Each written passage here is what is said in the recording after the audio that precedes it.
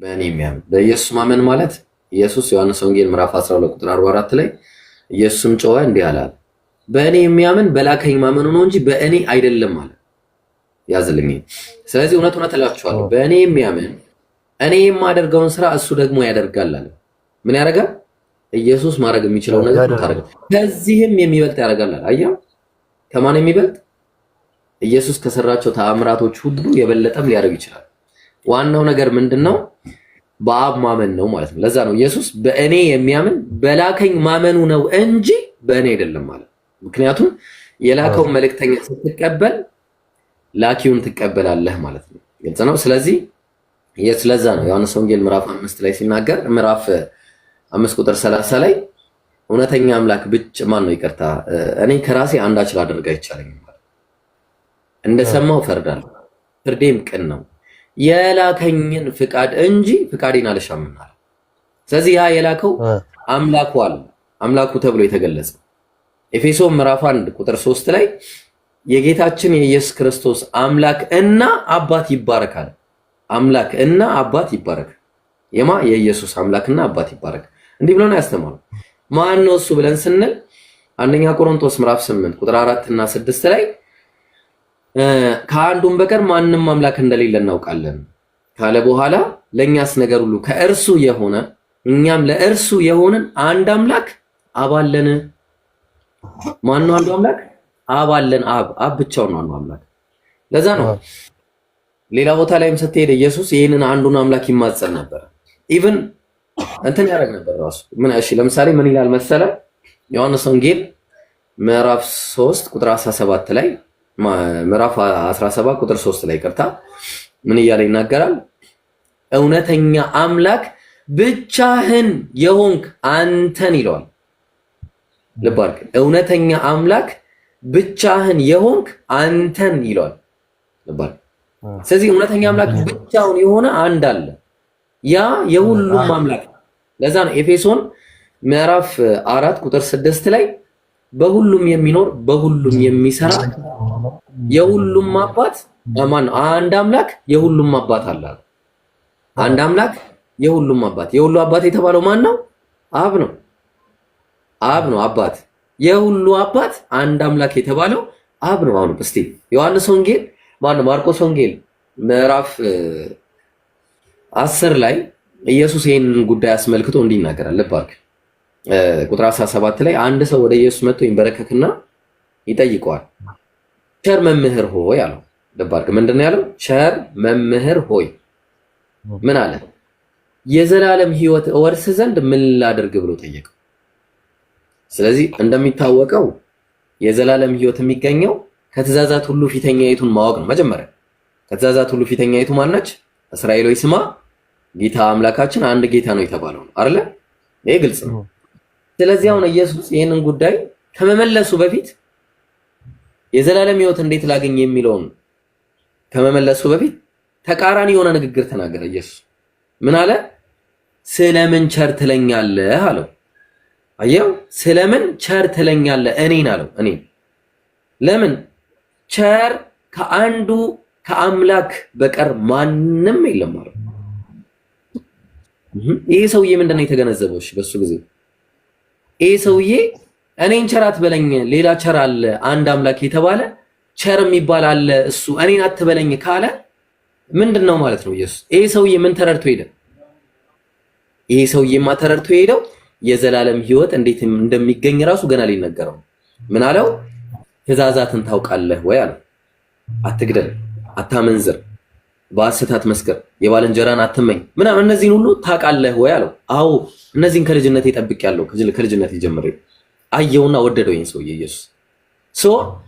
እውነተኛ አምላክ ብቻውን የሆነ አንድ አምላክ እኔ ቸር አይደለሁም ብሎ ኢየሱስ የተናገረለት ያ አንዱ ነው ቸሩ ያለው። ይሄ ነው ትክክለኛ እውነተኛ አምላክ። ለዛ ነው ኢየሱስ ሲናገር አንድ ቦታ ማቴዎስ ወንጌል ላይ ሲናገር ምዕራፍ 23 ቁጥር 9 ላይ ምን አለ መሰለ? በምድር ላይ ማንንም አባት ብላችሁ አትጥሩ አለ። ማንንም አባት ብላችሁ አትጥሩ አለ። አባታችሁ በሰማይ ያለው አንዱ ነውና። እንዴ ቆይ ማይኮ አንተ አባት የለህ? አባቴ ብለህ የምትጠራው አለኝ። እኔም አባት አለኝ እሱም አባት አለው። ግን ማለት አስገኚ ፈጣሪ ብላችሁ ምድር ላይ አምላክ ብላችሁ ማንንም አትጥሩ። ማነው እሱ?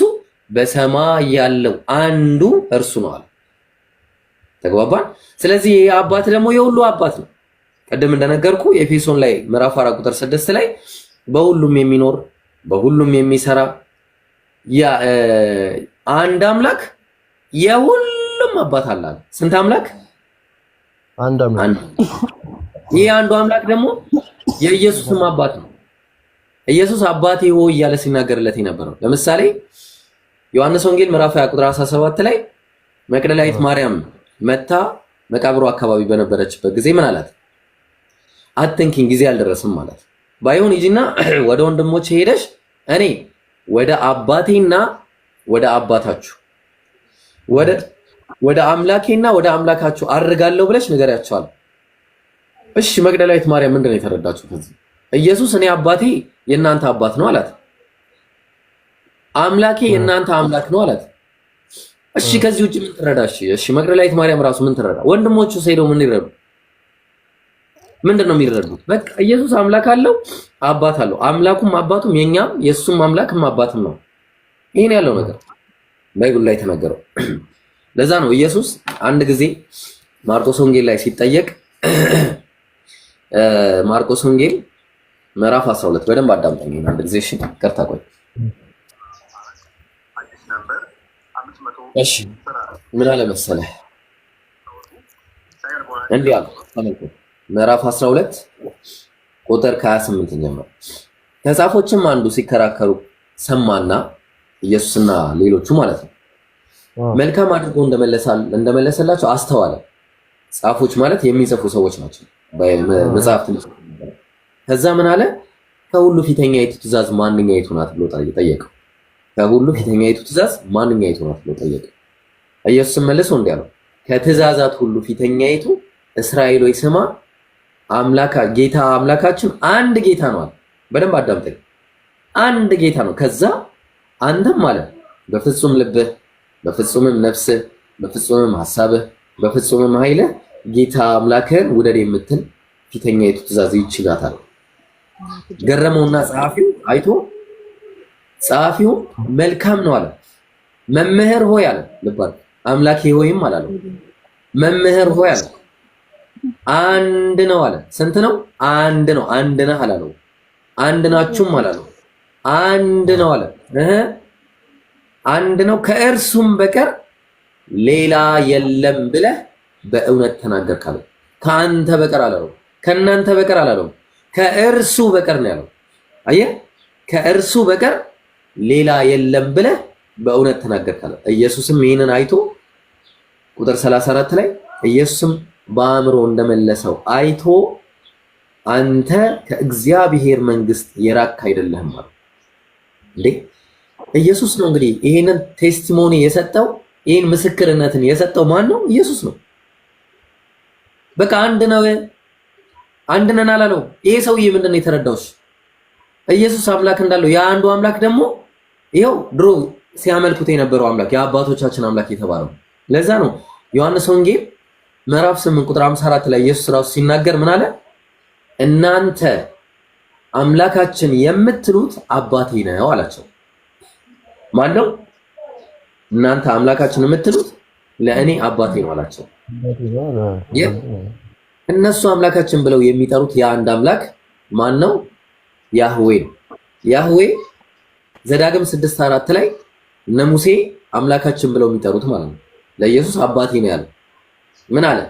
እስራኤል ሆይ ስማ ያህዌ አምላካችን አንድ ያህዌ ናቸው አይደለም ነው ነው የሚለው አንድ ነው ይሉባል። ያ አንዱን አምላክ ነው አባቴ ነው ያለው ኢየሱስ። የሱ ብቻ ደግሞ አይደለም የሁሉም አባት ነው። ቅድም እንዳየነው ሚልክያስ 2:10 ላይ ለሁላችን አንድ አባት ያለን አይደለምን? አንድ አምላክስ የፈጠረን አይደለምን? አየው፣ አንድ አባት የሁሉም አምላክ ነው። አንዱ አምላክ ራሱ የሁሉም አባትም ነው አምላክም ነው። በቃ አንዱ እሱም ማን ነው? አብ ይባላል። አንደኛ ቆሮንቶስ ምዕራፍ 8 ቁጥር 4 እና 6 እንግዲህ ስለ ጣዖት የተሰዋውን ስጋ ስለመብላት ጣዖት ሁሉ በዓለም ከንቱ እንደሆነ ተንቱ አለ ልባል ከአንዱም በቀር ከስንቱ ከአንዱም በቀር አለ ማንም አምላክ እንደሌለ እናውቃለን አለ። ይሄንን ጳውሎስ ነው የሚናገረው። በደንብ ልባል ከአንዱም በቀር ማንም አምላክ እንደሌለ እናውቃለን አለ። መቼም ብዙ አማልክትና ብዙ ጌቶች አሉ፣ ነገር ግን በሰማይም ሆነ በምድር አምላክ የተባሉ ምንም ቢኖሩ አለ ብዙ ሌሎች አምላኮች አሉ አማልክቶች እንደምታውቀው እነ በአሊም እነምን ብዙ አምላክ የተባላለ ግን አለ ለኛስ ነገር ሁሉ ከእርሱ ይሆናል እኛም ለእርሱ የሆነን አንድ አምላክ አባለን አብ ብቻውን ነው አንዱ አምላክ። ለዛ ቁጥር 4 ላይ ምን አለ ከአንዱም በቀር ማንም አምላክ እንደሌለ እናውቃለን ማንም በቀር። ስለዚህ ይሄ ጉዳይ አስመልክቶ የጢሞቴዎስ ጻፊ ድጋሚ ጳውሎስ ምን ይላል? አንደኛ ጢሞቴዎስ ምዕራፍ 2 ቁጥር 5 ላይ እንዲህ አለ አንድ አምላክ አለና አለ። ስንት አምላክ? አንድ አምላክ አለና በአምላክና በሰው መካከል ያለው መካከለኛው ደግሞ አንድ አለ። እሱም ሰው የሆነው ክርስቶስ ኢየሱስ ነው። ስለዚህ አንድ አምላክ አለ። አንዱ አምላክና ሰው የሆነው ክርስቶስ ኢየሱስ ሁለት የተለያዩ አካላት መሆናቸውን እዚህ ጋር ተናገረ። ምክንያቱም እኔ አምላክ ነኝ እንጂ ሰው አይደለሁም ማለት። ስለዚህ ከአንዱ አምላክ ውጪ ከሆነ ኢየሱስ ትንቢተ ኢሳይያስ ላይ በኢሳይያስ በትንቢት መነጽር የተናገረው ንግግር ነበር።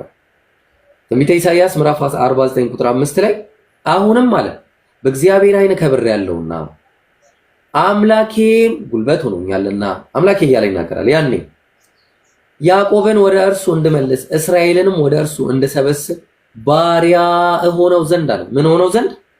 ባሪያ እሆነው ዘንድ ከማህፀን ጀምሮ የሰራኝ እግዚአብሔር እንዲህ ይላል አለ። ከማህፀን ጀምሮ የሰራኝ እግዚአብሔር አለ። ማን የሰራው? እግዚአብሔር። መስራት ማለት ምንድነው? መፍጠር ነው አይደል? ሌላ ነገር አለው?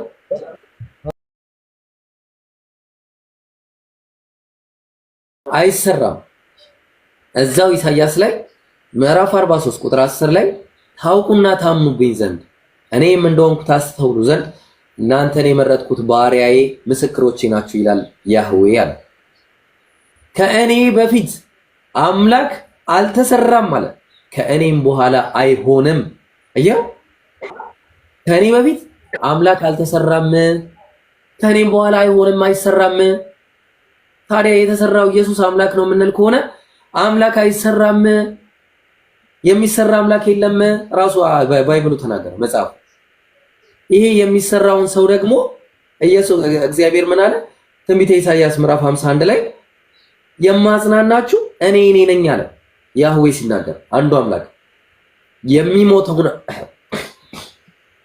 ይቅርታ በጣም ጉንፋን ይዞኛል። እሺ የሚሞተውን ሰው እንደ ሳርም የሚጠወልገውን የሰውን ልጅ ትፈራ ዘንድ አንተ ማን ነህ ይላል። የሚሞተውን ልባል ሰው እንደ ሳርም የሚጠወልገውን የሰው ልጅ ትፈራ ዘንድ አንተ ማን ነህ? ኢየሱስ ሞቷል አልሞተም? እንደ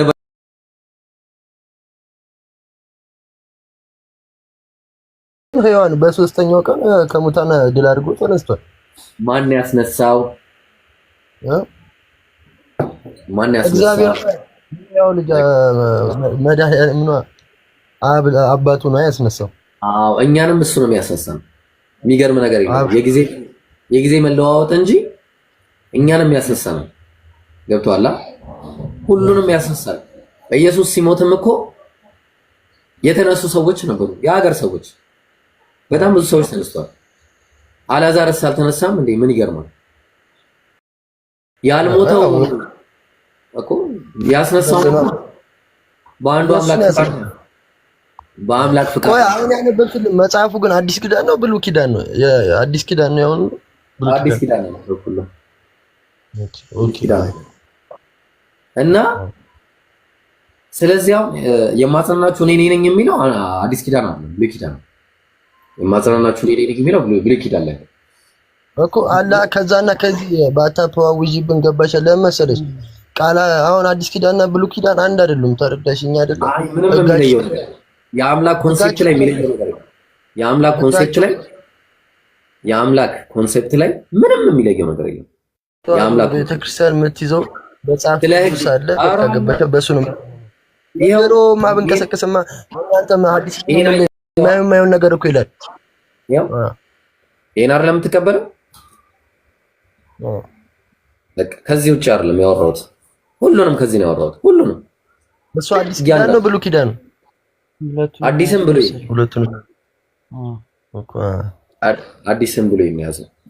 ስለዚህ አሁን በአጭሩ አንዱ አምላክ አይሞትም። የሚሞት አምላክ የለም። ኧረ እቺ ድመት ደግሞ የመጣልኝን ቁርስ ልበላ ነው እንዴ? ቆይ ልስጣት እንዴ። ደፋርሽ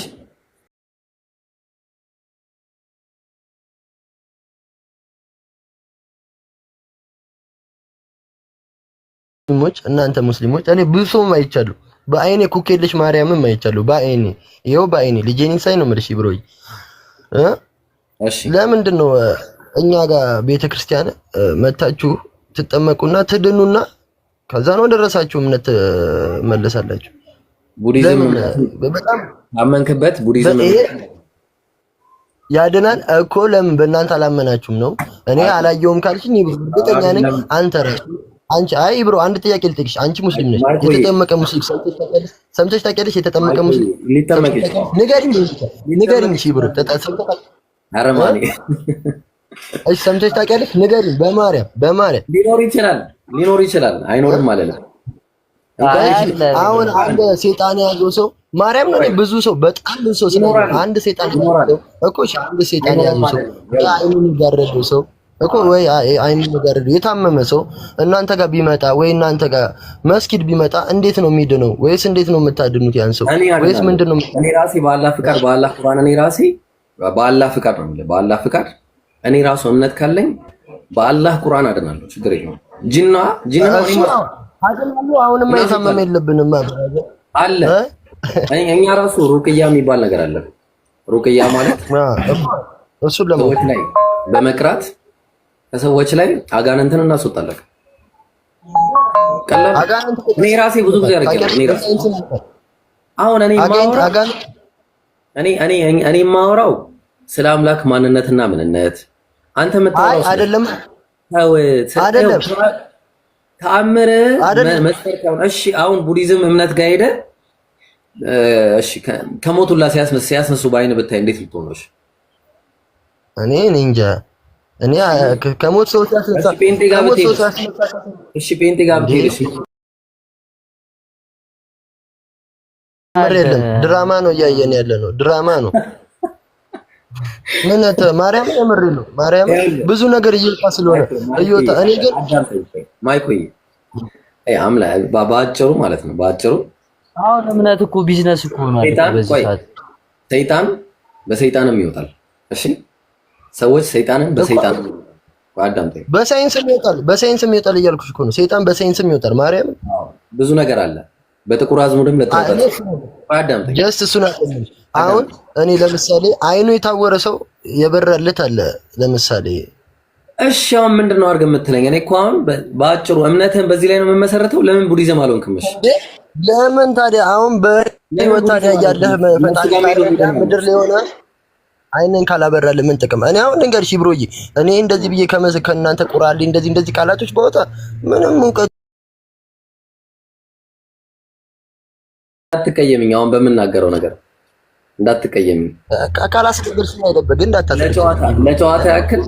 ለጨዋታ ያክል ያው ተችል አደረገሽ ነውና እሺ ያብቅሉልህና ለምን አልቃሽ? እሺ የኔ ነች የተሸረፈችዋን አያታ እቺን የተሸረፈችዋን አሬ ብሮ በእግዚአብሔር አረ ተው አትደበር። አረ ዘማሬ አየ አሬ ብሮ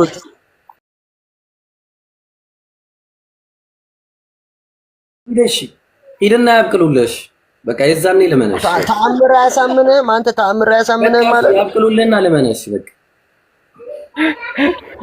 ታምነኛለህ። ይሄ እኮ ተጠርጽቆ ተራ ነገር ነው። እስቲ ያብቅሉልህ ለመነ በቃ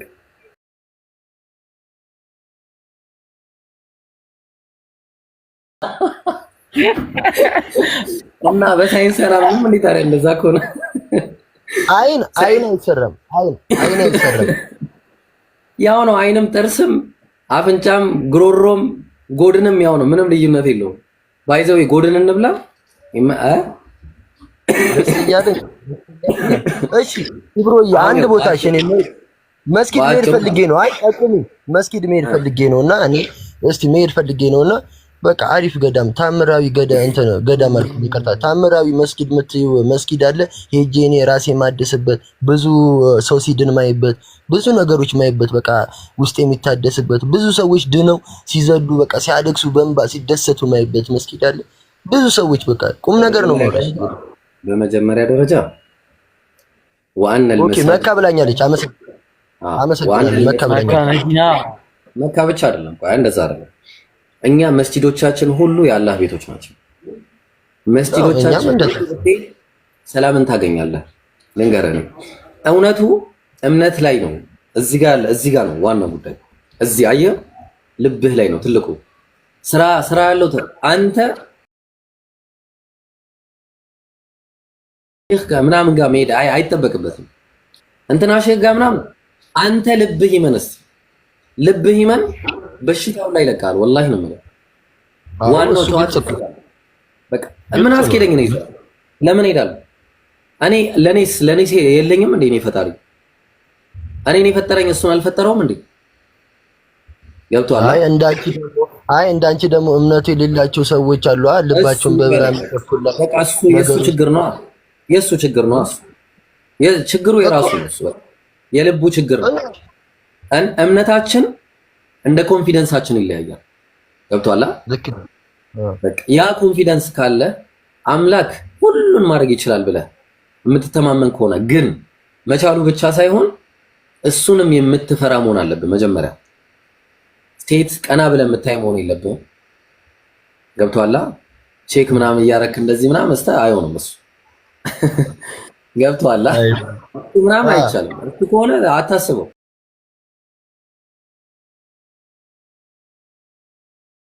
አላህን በትክክል ከሰው ጋር ስትሆንም ብቻህን ቤት ውስጥም ስትቀመጥ መፍራት አለብህ። ምንም አይነት ነገር ውስጥ መግባት የለብህም። ገብቶሃል? እንደዚህ አይነት ሰው ከሆንክ እሱ እራሱ ነው ምን አለ ነብያ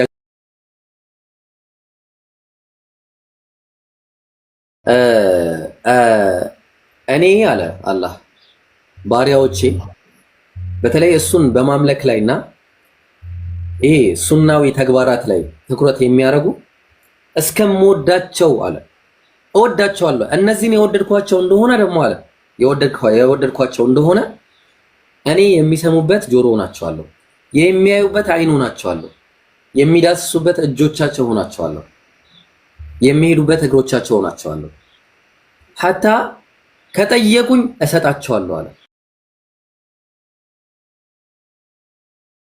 ማንም ጋር ሄደህ ብርህን ማባከን ሁሉ አይጠበቅብህም። እኔ አሁን ብቸገር የሰው ልጅ ነኝና ማይቆይ ልፈተን እችላለሁ። ኢዮብም ተፈትኗል እንደምታውቀው፣ ነቢያት ሁሉ ተፈትነዋል። ኢየሱስ ራሱ ተፈትኗል እንደምታውቀው በሰይጣን። እኔም ልፈተን እችላለሁ። ትፈተን ግን ጽናትህ ነው ዋናው። ጽናትህ ካለህ ጽናትህ ያወጣል፣ ነጃ ያወጣል። ለዛ ነው ሰብር የሚባለው ይሄ ትዕግስት የሚባለው ነገር ትልቁ ቦታ ይሸፍናል በእስልምና። ትዕግስት ማለት ይሄ ራስ ጭንቅላት የምታየው ለሰውነት ትልቁ ሚና እንደሆነው ሁሉ ትዕግስት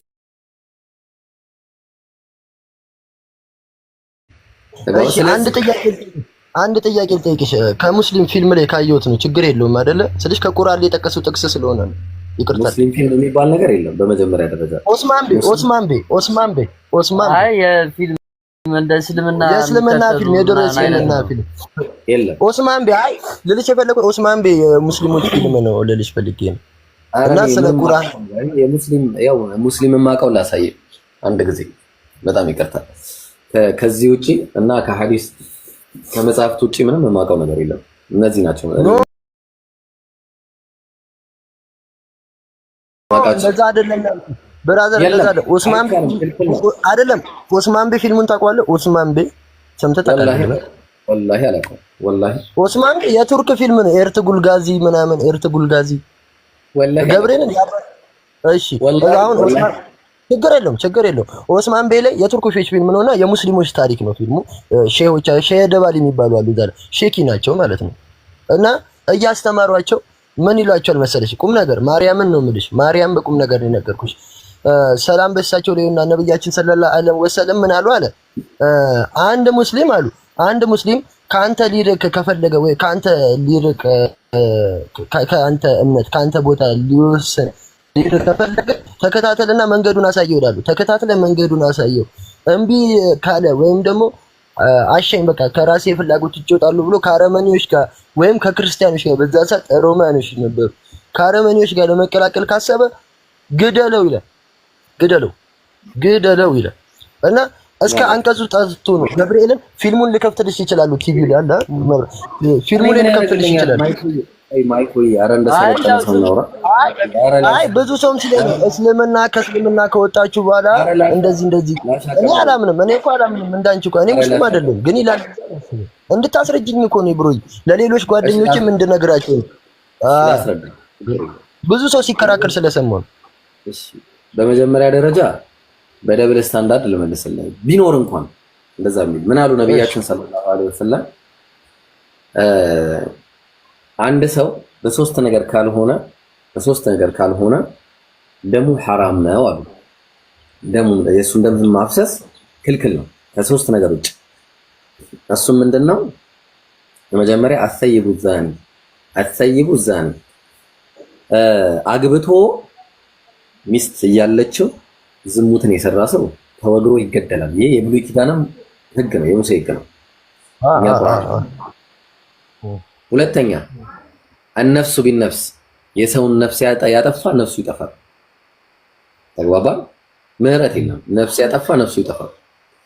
ሶስተኛ التارك لدينه المفارق للجماعة ሃይማኖቱን የተወ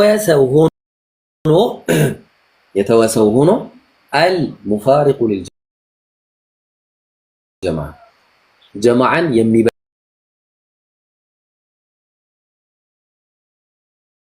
የሚበትን ከሆነ ጀማዓን የሚበትን ከሆነ ውስጥ ለውስጥ ስራን የሚሰራ ሚስጥርን እያባከነ መጥቶ ብዙ ነገሮችን የሀገርን ጉዳይ በነገራችን ላይ እስልምና የሀገርን ጉዳይ ሉዓላዊ ሀገር ነች። በሸሪዓ የምትተዳደር ሀገር ነች። ያቺን ሀገር የራሷ የሆነ የጦርነት ስትራቴጂ ሊኖራት ይችላል። ብዙ ነገሮች ሊኖሩ ይችላሉ። እነዚህን መጥቶ ብዙ ስትራቴጂ ሊያበላሽ የሚሞክር ካለ አዎ ይገደላል። ጀማዓን የሚበትን ከሆነ አዎ ይገደላል። ተግባባ? እሺ አይበትን ይባልሽ ተው። አሁን ሐዲሱ እንዲህ ነው የሚለው። አይበትንሽ ሃይማኖቱን የተወሰው ግደሉ ይላል አይደል? እሺ ይሄ ነገር እናንተ ላይ ነው ወይ እኛ ጋር? ኧረ የለም እንደዚህ። እሺ ላሳይህ። እስቲ ያሳየኝ። እኔ አላውቅም። እስቲ ያሳየኝ። አባቴ ዛሬ ብዙ ነገር ነው ያስተማርሽኝ ብሮዬ። ቃሎት ያሰማልን ብለን። ኧረ በለው። እሺ ወይኔ ስልኬ ቁርሴን ቆይ አንዴ ልሸፍነው። በእኛ ግን አለ እንደዚህ ያንተው እስኪ ነው ሌላ መጽሐፍ ከሳጥን ውስጥ ነው የወጣው።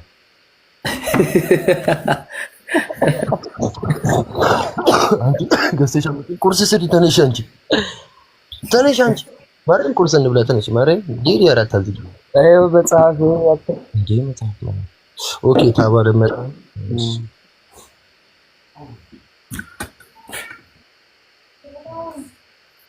ኦኬ ወራይት ትላለህ። እሺ አስተያው ለምሳሌ ያው በፋይል ደረጃ ያስኳቸውን ላውጣልህና እሺ ዙማውት ዙሚን እያደረኩ ነው ማሳየው ዛሬ ማለት ፉካሪ ኢየሱስን አንበሽ ታቀ በታነብልን ደስ ይለኝ ነበር። እዚህ ጋር አንድም ማፍታ ፉካሪ ኢየሱስ አረ ማኔ ቆይ እንጂ አይ ማይኮ ለቤተሰቦችም እንዲሰሙት ወይኔ ጦርነት ይዞ ምናምን ጋሻ ይዞ ምናምን እየገሰገሰ ይታያል። ይሄን ነው በቃ ሰው አንግል በቃ መጀመሪያ እስልምና ይኩኑ አምላክ እናውራ እንደ ብራዘር ላስረዳ። ይኩኑ አምላክ ታውቂዋለሽ? ኧረ ቆይ ማኔ፣ ኧረ ቆይ ብራዘር፣ ኧረ ተው፣ ኧረ ቆይ አንዴ ላስረዳ። ምን ይላል መሰለህ አሁን አላህ ለምን ተጋደሏቸው እንዳለ ተጋደሏቸውና እንትን ማለት ይላል። እንግዲህ አማርኛውን ላስነብብ በቃ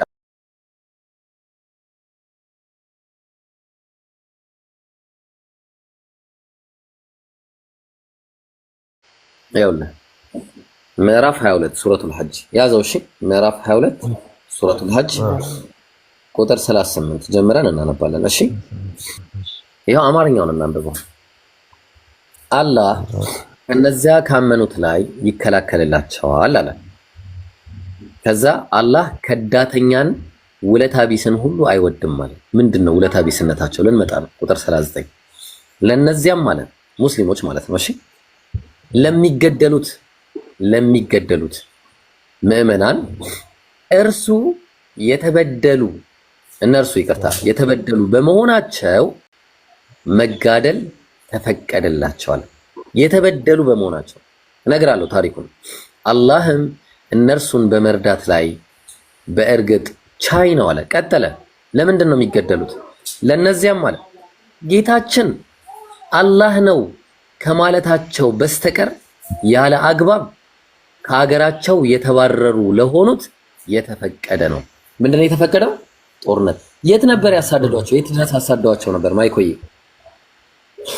ኢትዮጵያ ድረስ አላሳደዷቸውም እንዴ?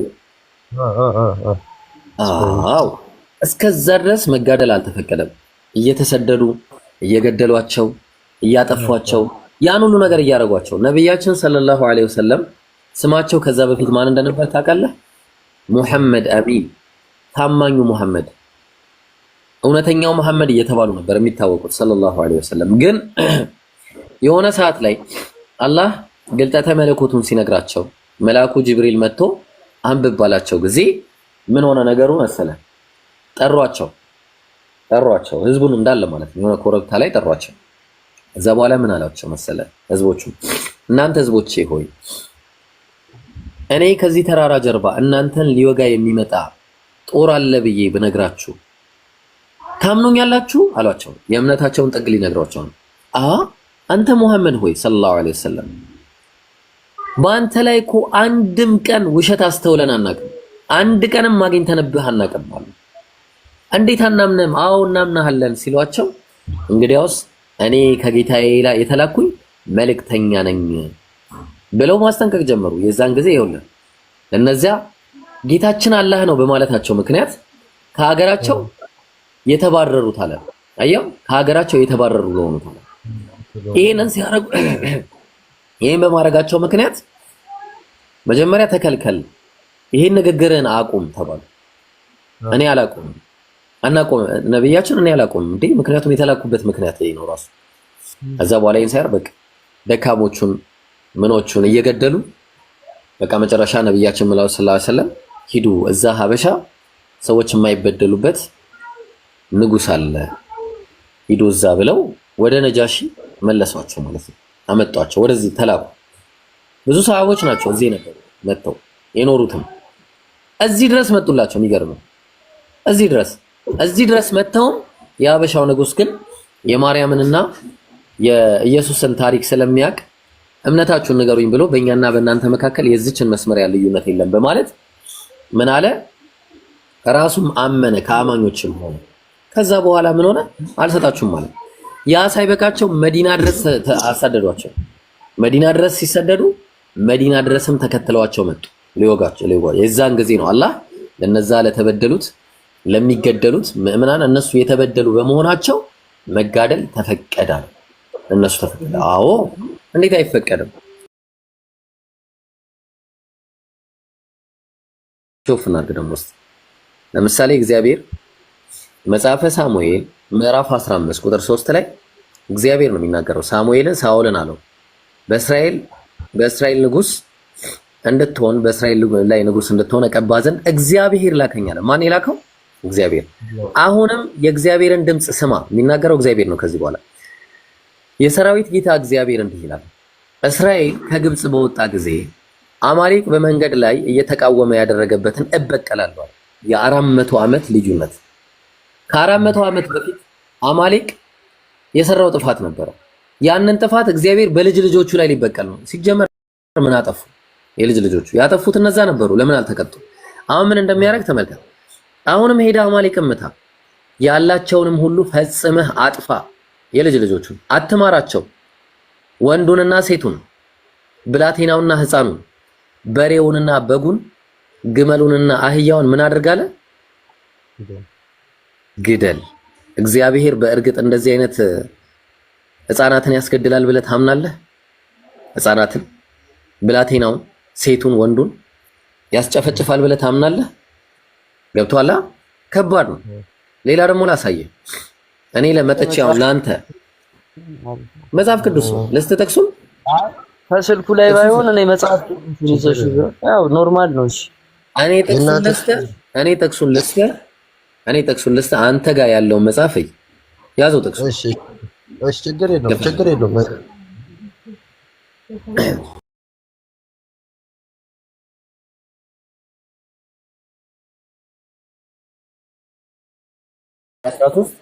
ቁጥር ከ6 ጀምሮ የእናትህ ልጅ ወይም ወንድምህ ወይም ወንድ ልጅህ ወይም ሴት ልጅህ ወይም በብብትህ ያለች ሚስት ወይም እንደ ነፍስ ያለ ወዳጅ በስውር ና ሄደን ከምድር ዳር ጀምሮ እስከ ምድር ዳር ድረስ ወደ አንተ የቀረቡት ከአንተም የራቁትን አንተን ከበው ያሉ አህዛብ ከሚያመልኳቸው አማልክት አንተም አባቶችም የማታውቁ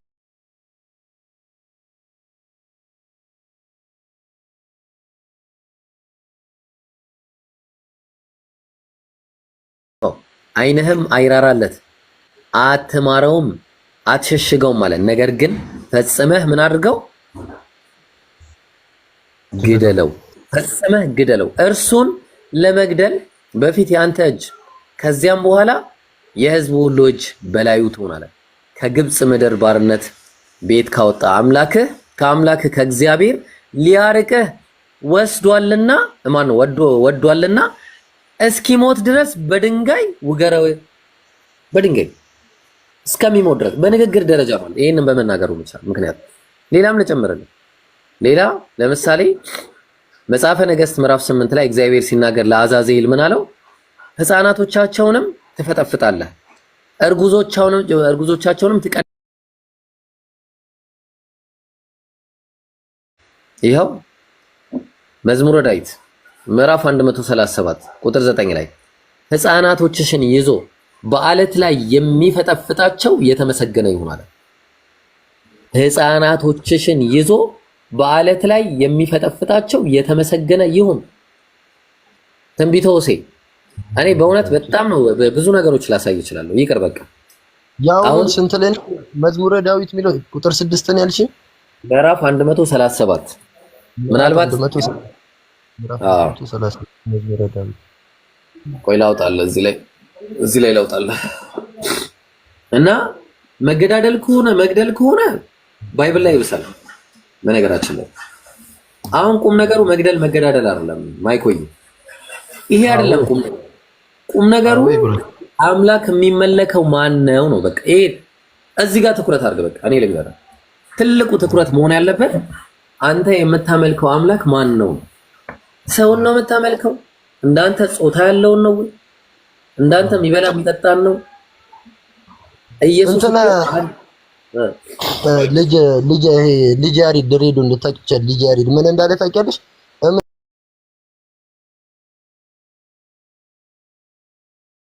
እምነት የለውም እና ምንድነው የምታመልከው ተባለ። እኔ ሙስሊምም ቤተሰቦቼ ሙስሊም ናቸው ክርስቲያንም ናቸው አለ። እኔ ግን በሁለቱም መሀል አይደለሁም አለ። በቃ አንድ የፈጠረን አምላክ አለ ብዬ ግን አመልካለሁ አለ።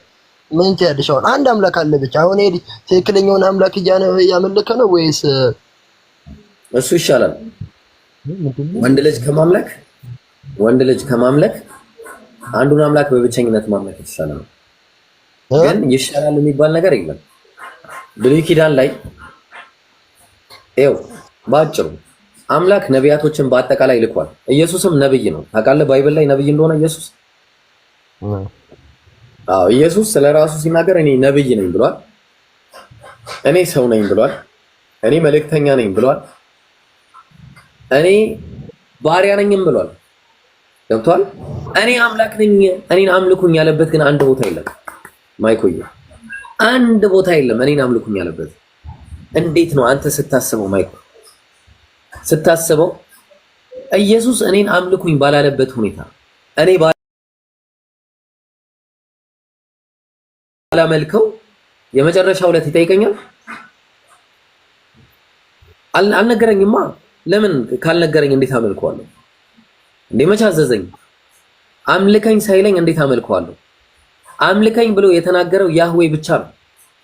አምልከኝ ብሎ የተናገረው አንዱ አምላክ የሁሉ ፈጣሪ የሆነው እሱ ብቻ ነበር። ያላለኝን እንዴት አመልካለሁ? በዛ ላይ የፈለገ ቢሆን እንደኔ የሚበላ የሚጠጣ ሽንት ቤት የሚሄድ እንዴ ጡት የሚጠባ የሚሞት የሚል አካል እንዴት አድርጌ አምላክ አድርጌ ይዘዋለሁ? እንዴት አድርጌ ይዘዋለሁ? ይሄን እንዴት አድርጌ አምላክ አድርጌ ይዘዋለሁ?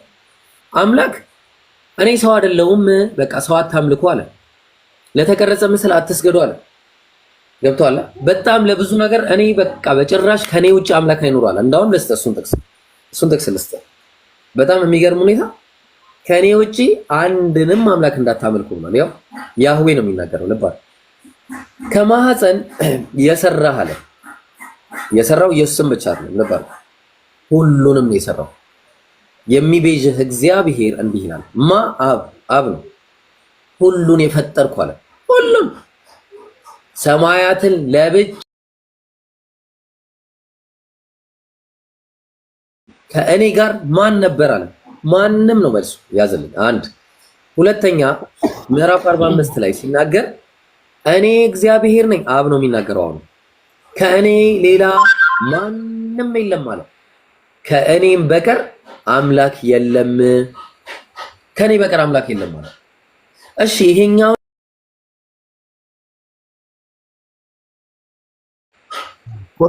ቁርአን ላይ አላህ እኔ አምላክ ነኝ። በዛ ላይ ደግሞ ስላሴን ያስተማረ ቢያንስ አንድ ነብይ እንኳን አይኖርም። አይቆም አንድ ነብይ። እሺ አንድ ነብይ እንዴት ይጠፋልሽ? ቢያንስ አንድ ሁሉም ያመለኩት አንድ አምላክ ብቻ ነው። የአንዱ አምላክ የማይሞት እንደሆነ ነው ያስተማሩ። የአንዱ አምላክ ማንም እንደማያየው የተናገሩት። ኢቭን እዛው እንትን ላይ ራሱ ማለት ነው እዛው አዲስ ኪዳን ላይ ራሱ ብትመጣ አንዱ አምላክ አብን ያየ አንድም የለም ማለት ማንም አምላክን የሚያይ ማንም የለም። ያ አንዱ አምላክ መታየት የሚችል አይደለም። በአቅማችን ልናየው የምንችለው አይደለም። ራሱን በዚህ ልክ አዋርዶ የሚመጣም አይደለም። አምላክ ክብሩን ለማንም አይሰጥም። አምላክ ክቡር ነው። ገብቶሃል አይደል? ያ ክቡር አምላክ ነው። እውነት ይቅርታ አድርጉልኝ ይሄንን ነገር ስናገር፣ ምክንያቱም ኢየሱስ ስለተናገረ እየበላና እየጠጣ መጣ አለ። ጥያቄ እየበላና እየጠጣ የመጣው አንዱ አምላክ ትልቁ አንጀት አለው አይደለ? እንግዲህ ይቅርታ አንዱ አምላክ አይደለም፣ ይቅርታ እሱ ትልቁ ጨጓራ ምንድነው ስራው? እስቲ ንገረኝ ማይኮ፣ እስቲ ንገረኝ። በትንሹ ማከበል መፍተት እነም ለትንሹ ማከበል። አረ ማይኮ እሺ ትልቁ አንጀት እና ምን ለትንሹ ፈይቶ ለትንሹ ካካ መሸከም ነው ትልቁ አንጀት ስራው። ይብሩ ትልቁ አንጀት ስራው ካካ መሸከም ነው። እኔ ጥያቄ አምላክ ካካ ተሸክሞ ይዞር ነበር? ይሄ ለሱ ክብር ነው? ክብር ነው ለሱ? ወላሂ ስድብ ነው ለሱ። እኔ ወላሂ ይቅርታ አድርጉልኝ፣ አንዱ አምላክን እንደዚህ ማድረግ ለኔ ስድብ ነው። ካካ ተሸክሞ አንዱ አምላክ አይዞርም። ሁለተኛ አንዱ አምላክ ይበላል ማለት በራሱ ፍጡር ነው አይደለም? ምግብ እኮ ፍጡር ነው። የተጠበሰ አሳ ይበላ ነበር። ፍጡር ሲመገብ በፍጡር ነው እየተገነባ የሚሄደው። ፍጡርን አመልካለሁ እኔ የተጠበሰ አሳ ኤሌመንት አመልካለሁ ከሱ ጋር። እንዴት አድርጌ ነው የሰው ልጅ ማመልከው?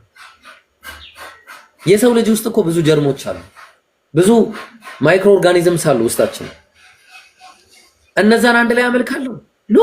አይ ይብሮ አንቺም እኮ እንደምትይኝ በምድራችን ላይም ስንት ነብዮች እያሉ እኮ በዛ ጋር የሚበሉት የሚጠጡት እኮ ነብይ ናቸው። ስንት አይነት ነገር ማድረግ ይችላል። ሰው ናቸው። ውሃ እኮ ነብዩ መሐመድ አሁን ከእጃቸው ላይ ውሃ ያፈስ ነበር ብለኸኛል። ከእጃቸው ላይ እንትን ያደርጉ ነበር ብለኸኛል። ግን ይበላሉ፣ ይጠጣሉ። ውሃ ሰው ናቸው እኮ ነው የምልህ። ሰው ናቸው። ፈጣሪ ኢየሱስ ክርስቶስ ወደ ምድር ሲመለስ በሰውኛ ነው የተመለሰው እንጂ በአምላክ ወይ እንደ አብ አይደለም። ሰው ሆኖ ነው የተወለደው። ከድንግል ማርያም በሰው ልጅ ነው ተወልዶ የመጣው እኮ። ሰው ሆኖ አምላክ ተወለደ የሚል እኮ የለም ነው እኮ የምልህ። አምላክም ሰውም የሆነ ተወለደ የሚል የለም እኮ ነው የምልህ ባይብል ላይ። ይሄ እኮ አስተምሮ ነው። ሰዎች ናቸው እንዲህ የሚያስተምሯችሁ። መጽሐፉ ላይ እዚህ መጽሐፍ ላይ አታገኝም። አንድ ቦታ የለም። አንድ ቦታ ነው የምልህ እንዳልገለብጥም አንድም ቦታ ገብርኤል መጥቶ እመቤታችን ቅድስት ድንግል ማርያም መጥቶ ያዋራታል አይደለ? መጥቶ ያዋራታል። ምን ይላታል? ከምንድን ነው ትወልጃለሽ፣ ወንድ ልጅም ትወልጃለሽ፣ ስሙን አማኑኤል ትይዋለሽ አላት። እንዴትስ ይሆንልኛል አለች። ምንድን ነው የተወለደው? መንፈስ ቅዱስ ያድርብሻል አላት። የተወለደው መንፈስ ቅዱስማ የእግዚአብሔር መንፈስ ፈጠረኝ እያለ ኢዮብም ይናገራል። የእግዚአብሔር መንፈስ ይፈጥራል። እግዚአብሔር በመንፈሱ ይፈጥራል። በተመሳሳይ ኢየሱስንም በመንፈሱ ፈጥሮታል፣ በንግግሩ ፈጥሮታል። ምንም ሌላ ነገር። አሁን ግን ምንድነው መሰለህ ያለ ወንድ ሩካቤ ነው የተወለደው። ያለ ወንድ እሱ ራሱ ሊወጣ እንዴት? አንዴ እሺ፣ ያለ ወንድ ያለ ሴት ማንም ፈጠረ? እግዚአብሔር ያለ ወንድና ያለ ሴት ማንም ፈጠረ? አንድ እንያዝ። ያው ልጁን ኢየሱስ ክርስቶስን ፈጠረ። አረ ቆይ አዳምን ያለ ወንድ ያለ ሴት ፈጠረዋል። የሁላችንም አባት አዳም ወልሰሽ ያለ ሴት ከወንድ ብቻ የፈጠራትስ ማን ነው? ያለ ሴት ሔዋን። ጥሩ። ከሴትና ከወንድ የአዳም ተቃራኒ ማን ተፈጠረ? የአዳም ተቃራኒ እኔና አንተ አይደል? የአዳም ተቃራኒ የቀረው የሔዋን ተቃራኒ ማን ነው?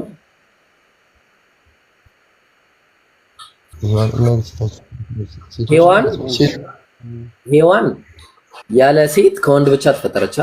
የሔዋን ተቃራኒ ደግሞ አንድ ቀረ። እሱም ኢየሱስ ነው። ኢየሱስ ያለ ወንድ ከሴት ብቻ ተፈጠረ። ሔዋን ደግሞ ያለ ሴት ከወንድ ብቻ ተፈጠረች። እኛ ከወንድና ከሴት ተፈጠርን። አዳም ያለ ሴት ያለ ወንድ ተፈጠረ። አራት አይነት አፈጣጠር ፈጠረን አንዱ አምላክ። ግልጽ እስኪያርግልን አባ ግልጽ አድርጊ። አዳም ያለ ሴት ያለ ወንድ ተፈጠረ አይደለ? አምላክ ቻይነቱን አሳየን። የአዳም ተቃራኒ ከሴትና ከወንድ ፈጠረ። እኔና እናንተን ማለት ነው። ከሴትና ከወንድ ሔዋን የተወለደችው ካለ ሴት ግን ከወንድ ነው የፈጠራት። ያለ ሴት ግን ከወንድ ነው። የእሱ ተቃራኒ ደግሞ ማነች? የሔዋን ተቃራኒ ማን ነው? የሔዋን ተቃራኒ እንትን ነው፣ አዳም ነው። አዳም ኢየሱስ ልጅ ነው። ኢየሱስ ኦኬ አይደል እንዴ?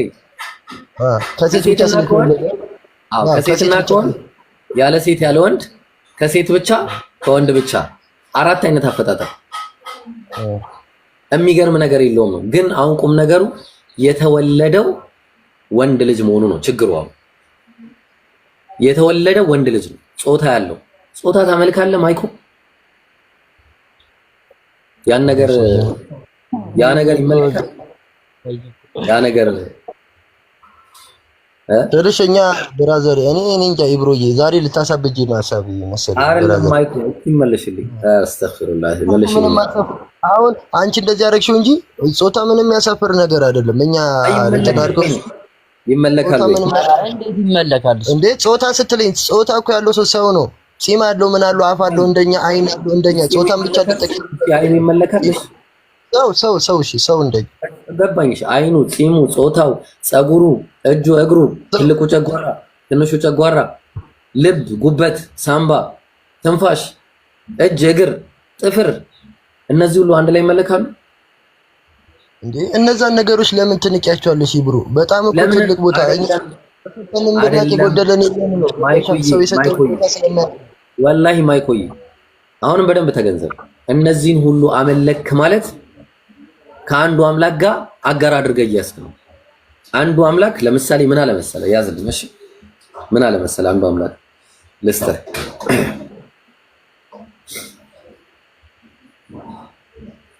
እሺ አንዱ አምላክ ምን እንዳለ ልስጥህ። አንዱ አምላክ የሚገርም ንግግር ተናገረ። ይኸው እሺ ኧረ ቆይ ና አንዴ ይሄንንማ አንዴ እቺንማ ስማ። ማን አይ ሚስማር ልታዘንብብን ነው ዛሬ። ሚስማር ነው የሚዘንብብን እዚህ ቤት ዛሬ። አረጂ ነው ልታይ መጽሐፍ ነው ማነበው። ወላሂ እኔ መጽሐፍ ነው ማነበው።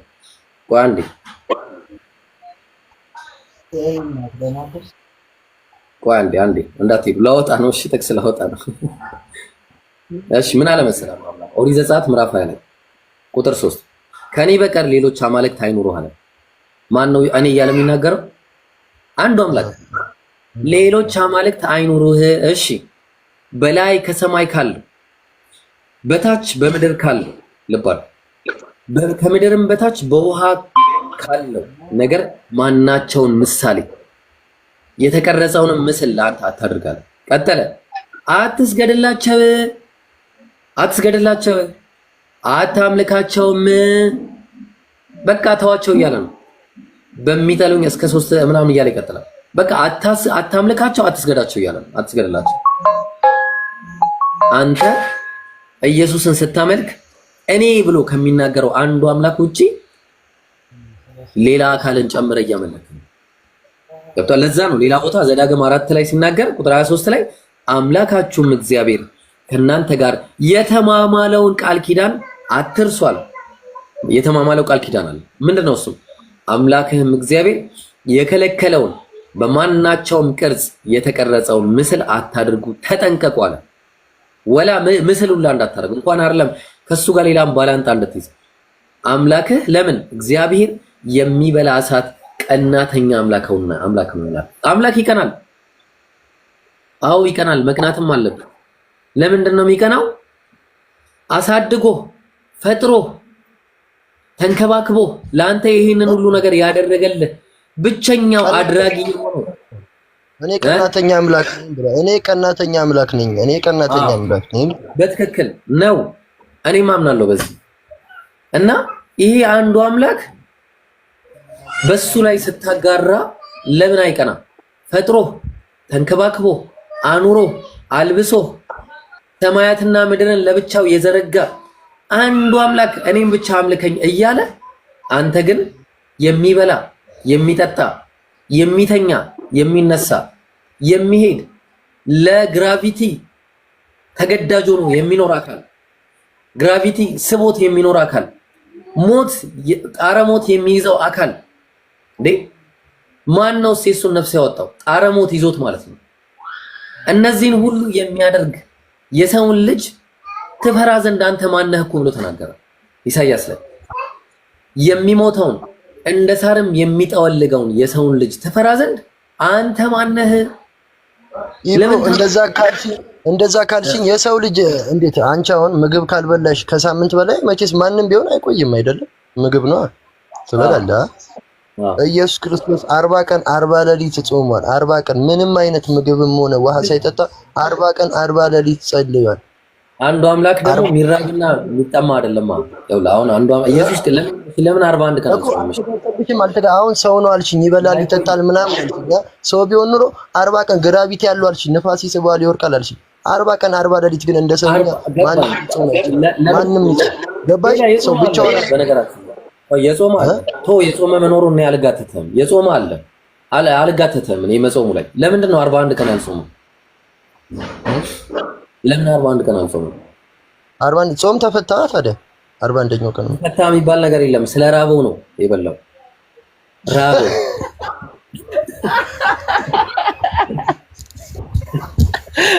አረ በገብርኤል አሬ ብሮ በእግዚአብሔር በቃ ዛሬ አንተ ስለ ራበው ነው የበላው።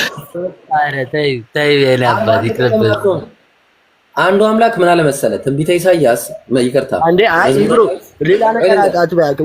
የፋሲካ ጾም ነበረ። ጾሙን ለመጾም ነው የጾመው። ተረዳሽ? ፋሲካ ለአንተ እኮ ነው፣ ለአንተ ነው ፋሲካ ብለህ የምታከብረው። እሱም እኮ ሰው ነበር፣ በምድር ላይ ያለ ሰው ነበር። አይቆይ አምልኮ ነው የያዘው። የሚጾመው ለአንድ አምላክ ነበረ። ከዛ ተራበ። መጨረሻ ላይ እኔ አይደለሁም የምለው መጽሐፉ ነው የሚለው። ሲራብ ምን አረገ? በላ። ያለው ነገር ይሄ ልንገርህ። አሁን ቁም ነገሩን ልንገርህ። እንደዛ ይላል መጽሐፉ ላይ ይላል። ግን እንደዛ አዎ እንዴ? እስቲ አሳየኝ። እሺ ልጨርስልህ። ያሳያለሁ። ቆይ አንዴ። አሁን ቁም ነገሩ አንዱ አምላክ እኔ አይራብም በለኝ ከፈለግ። አሁን ስለ ተራበ አይደለም ፈቶ ነው በለኝ። ቁም ነገሩ ግን አንዱ አምላክ መዝሙረ ዳዊት። እሺ ሰማዋችሁ እኮ ጋይስ። ሙሴ እኔ ሳላውቀው ቀርቼ አይደለም ተውኝ። እሺ ሙሴ መጾሙ አይደለም ለኔ ቁም ነገሩ፣ መብላቱ ነው ችግር። ይሄ መብላቱ መራቡ ችግር። አሁን ምን አለ መሰለህ አንዱ አምላክ መዝሙረ ዳዊት ምዕራፍ 50 ቁጥር 12 ላይ ብራብ ላንተ ነግርሃለሁ ልባል፣ ብራብ ላንተ አልነግርህም አለ። ዓለምና ሞላው የኔ ነው አለ። የፍሪዳውን ስጋ በላለውን የፍሪዳውን እንዲህ ደሙን እስጠጣለውን አልበላም አልጠጣም እያለ ነው አንዱ አምላክ። አልበላም አልጠጣም እያለ ነው። አየህ ኢየሱስ ለምን 1 ዓመት አይጾምም? ከፈለገ 1000 ዓመት የሚጾም አንድ ቀን ከበላ ለኔ ችግር ነው። አንድ ቀን ከበላ ምክንያቱም አንዱ አምላክ እኔ አልበላም አልጠጣም ብሏል። አለቀ። እዚህ ጋር ያቆማል ጉዳዩ። ኢየሱስ ስለመራቡ ከሆነ ችግር በጣም ብዙ ቦታ ተርቧል። ባይብል ላይ በጣም ብዙ ቦታ ተርቦ በልቷል። ግልጽ ነው። ስለዚህ አሁን እሱ ከሆነ ችግር እሺ የተራበበትን ላሳየህ። አሁን 40 ቀን በልቶ አንደኛው ቀን ሲበላ ርቦትን ያልሽኝ ብታሳይኝ ደስ ይለኛል። እሺ አንዴ ከምን ተራራ ላይ ሲተልኝ ነበረው ትዝ ካለሽ? ኤልያስና ማን ነው ካጠገቡ መተው በሲና ተራራ ላይ አይደለ? አሁን እኮ እናንተ በጣም የሚገርመው ነገር ማቴዎስ ወንጌል ምዕራፍ 4 ቁጥር 2 ላይ 40 ቀንና 40 ሌሊትም ከጾመ በኋላ ተራበ። ያው መጽሐፉ ነው የሚለው። ላሳይ ከፍችም ላሳይ። እሺ እኔ ማሳይ ምንም ችግር የለውም ብራት። አይሽ እና ያውቁታ እንደምሰው ምን ይላል? 40 ሌሊት ከጾመ በኋላ ተራበ። በቃ ርቦት ነው የበላው። አየህ። ስለዚህ አሁን ምንድነው አምላክ የሚራብ አይደለም። እኔ ብራብ ላንተ አልነግርህም ማለት ዓለምና ሞላው የኔ ነው። አዎ ትክክል ነው። ለማንንም አይጠይቅም። ከፈለገ ይበላል። የፍሪዳውንም ስጋ እኔ እበላለሁ እንዴ አለ። ደሙንስ እኔ እጠጣለሁ እንዴ ነው የምታስቡት? እኔ በቃ አልበላም አልጠጣም እያለ ነው አንዱ አምላክ። ኢየሱስ በላ ጠጣ።